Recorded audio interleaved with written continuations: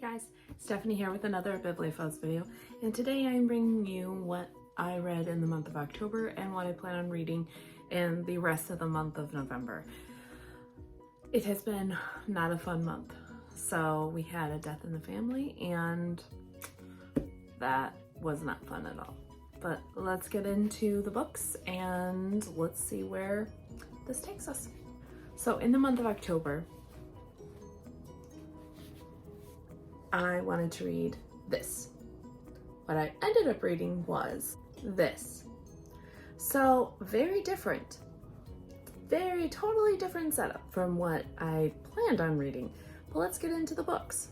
So the first book that I read in the month of October was The Eye of the World by Robert Jordan. If you do not know what this is about, this is a very popular book, and I believe it's a very old book too. Like, it was published, first edition was published in 1990. So it is decently old. It's a good series. I was not sure how I would like this book, but I ended up really enjoying this book. And I don't want to give too much away because there is a TV series coming out, and I kind of want to compare how the book is versus how the movie is. So as far as this goes, there's a whole slew of characters and they go on an adventure, and there's a evil bad guy and they have to try to defeat him. So it is a very good, lots of twists and turns that I wasn't expecting. And it's as far as in an adventure book, because an adventure book is usually straightforward, you know, good versus evil, good wins. But this is not always the case, and I really enjoyed how Robert Jordan did this. The next book, I did not read this because I ended up DNFing it, and is Between the Devil and the Deep Blue Sea. Normally I do not count my DNFs as reads, but this book, I just couldn't get into it. This is my third try. I have tried reading it, I've tried listening to the audio version of it, I've tried, and I can't get into it. And I've tried, and I feel bad for not liking it, but I DNF'd this book. The next book that I read, Attachments by Rainbow Rowell. This book was so cute, very 90s vibes, so adorable. It is about our three, I guess you could call it three main characters. It is a friend and her best friend. They are sending emails back and forth to each other, and they do it in their office environment. And we have this gentleman that his job is to go through emails, make sure everybody's working and not like talking gossip and things like that. And he actually starts falling in love with one of the characters. And it is so cute. I loved it. Very 90s vibes. Very 90s vibes. The next book that I read, The Lantern's Ember by Colleen Houck. I don't know how you say her name, but this book is a reread for me. I love this book, and I still love this book. It is about our main character named Ember, and is about her lantern named Jack, and all the shenanigans that they get into, because Jack is a defender of the other world and Earth. And it's not like a sci-fi, but it is just like it's like a dimensional type of thing. And it is where basically all the people like of Halloween hide in the other world, and it is Jack's job to keep them there. And there's a whole bunch of other stuff that goes on that explains kind of his job, because he doesn't know fully his job. So it is kind of explaining along the way what Jack does, why Ember is so important, and like their adventure that they go on, which is so cool. And the last book that I read in the month of October was The Halloween Tree by Ray Bradbury. Did not expect to like this book, period. It's a very short book, as you can tell. It only took, according to Goodreads, it should only take you about 3 hours to read the book. I took a day and a half just from traveling and college and things like that going on. So it is definitely a very good book. I did not expect the ending. It is definitely a little different from what I remember of the movie, but that was also when I was a little kid, so I might be remembering it different. But it's about our whole slew of characters, and they're all best friends, and one of their friends is missing. And it is, of course, Halloween night. They wanted him to come out and do trick-or-treating with them, and they are like looking for him this whole time. And then there's a haunted house involved, and there's this really creepy guy involved, and it is very, I don't know the word to put it. It's kind of nostalgic, but it reminds me of like the never ending story type thing. I don't know why it does, but it gives me that vibe. So that is it that I read in the month of October. Let's get on with what I plan on reading in the month of November.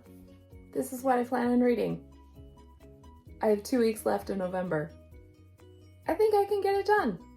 I think I can get it done. I'm gonna try. I'm gonna give it my darndest. So let's get into this. So the first book on this massive stack is The City of Heavenly Fire. It is the Mortal Instruments series that is book 6. It is the last book in the series, and it is by Cassandra Clare, of course. Now, this book being the 6th book, I am not going to divulge into anything. There is such a giant storyline to this, and if you don't know it, which I don't know who doesn't know it, so the next book that I plan on picking up, The Awakened Mage, Kingmaker King Breaker, book 2 by Karen, I believe it's Karen Miller. The sticker. I think it's Karen Miller. I'll have to get that sticker off later. But this book is literally, what they did is they wrote a giant book and they just cut it in two. So you literally pick up where the last one stops. And I've never read a book like that before. And the first book, The Innocent Mage, it is about this main character named Asher, and he is part of a prophecy that needs to be fulfilled, but the catch is he can't know that he is part of this prophecy. So it's very weird.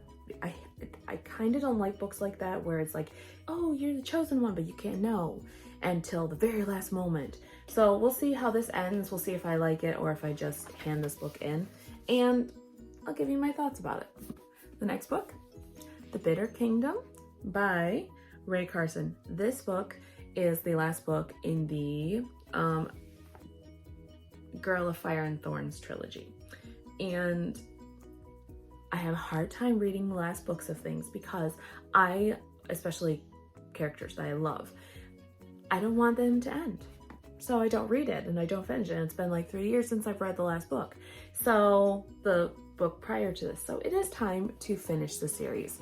It is a great series so far. I love Ray Carson's writing, and it's just high time I get done with this. Following that same thing, it has only been a couple months since I've read the prior book to this.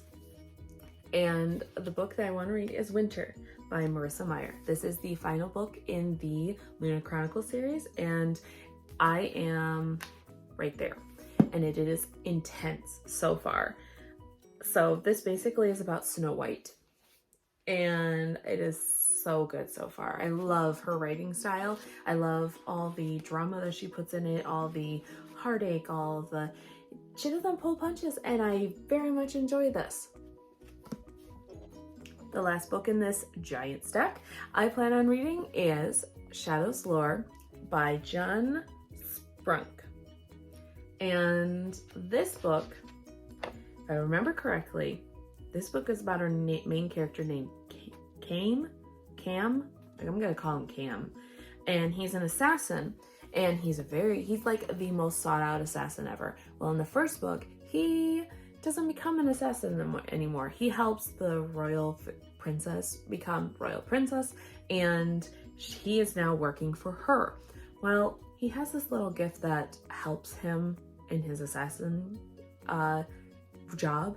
He becomes part of Shadow and its Shadow world and things like that. And he doesn't know why he has this gift. He can't remember his parents.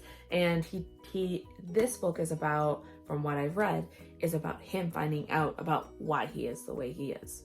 And the really cool part about this is he has a ghost that follows him along everywhere he goes, and she helps him out.